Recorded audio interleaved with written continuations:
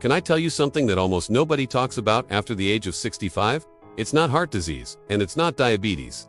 It's the quiet loss of strength that happens little by little, the kind that makes you hesitate before standing up or look for armrests before you sit down. Maybe your grandkids want you at their soccer game, maybe your friends invite you out to dinner, and instead of excitement, there's a small voice inside asking whether you'll be comfortable, whether you'll feel steady, or what might happen if you fall.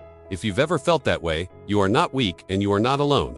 Here's something that surprises many people: if walking is the only exercise you're doing right now, even if you walk every single day and take your health seriously, you may still be losing muscle strength faster than you realize. Walking is wonderful for your heart and your mood, but after 60, your muscles don't respond to gentle activity the way they once did. There's a scientific term for this called anabolic resistance, which simply means your body needs a stronger signal to maintain muscle. On average, adults over 60 can lose 1 to 2% of muscle mass per year, and over time, that loss affects balance, confidence, and independence far more than most people expect. The good news is that your body is still capable of rebuilding strength at any age.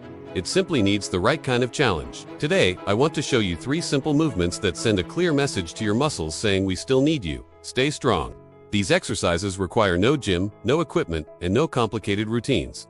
They focus on control, stability, and confidence, which are the foundations of independence. The first movement is called the invisible chair. One of the strongest predictors of independence is the ability to stand up from a seated position without using your hands. To practice this safely, stand in front of a sturdy chair with your feet about, shoulder width apart, and your posture tall. Slowly push your hips backward, as if you were about to sit down, lowering yourself with control but stopping 1 or 2 inches above the seat. Hold that position for 5 seconds while breathing steadily. Then press through your heels and return to standing slowly. Start with 5 repetitions, resting between each if needed, and gradually build up to 3 sets performed 3 times per week. If your knees feel sensitive, you can reduce the depth or place a cushion on the chair, because what truly matters is consistency and control rather than how low you go.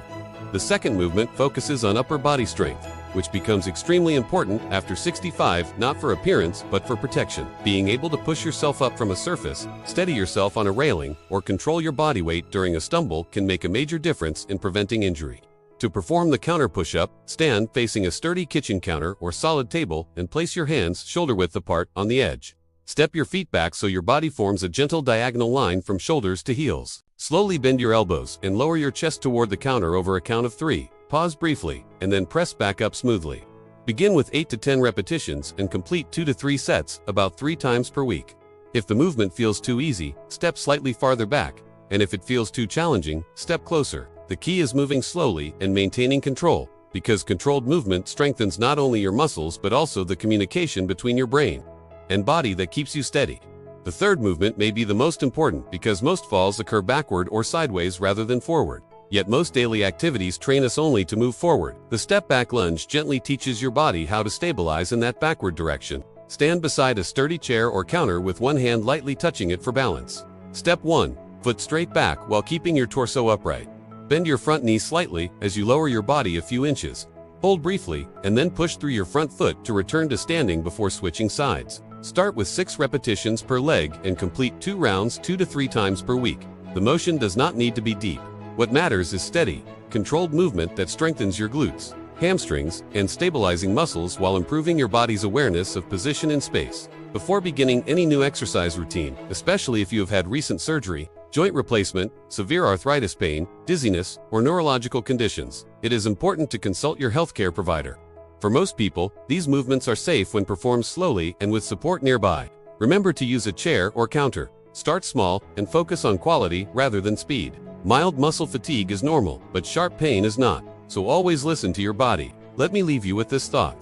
Strength after 65 is not about lifting heavy weights or proving something to anyone else. It is about preserving independence, maintaining dignity, and saying yes to the moments that matter. Whether that is attending a family event, walking confidently into a restaurant, or simply standing up without fear. If you have felt your confidence slipping, know that rebuilding is possible. Muscles respond to challenge at any age, and even small, consistent efforts can create meaningful change. Today, choose just one of these exercises and perform a single repetition with full attention and control. Tomorrow, repeat it.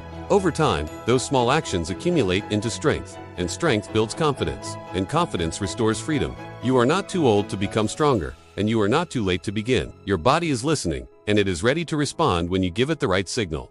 Start today. Move with purpose, and remind yourself that you are capable of far more than you may believe. I am cheering for you every step of the way.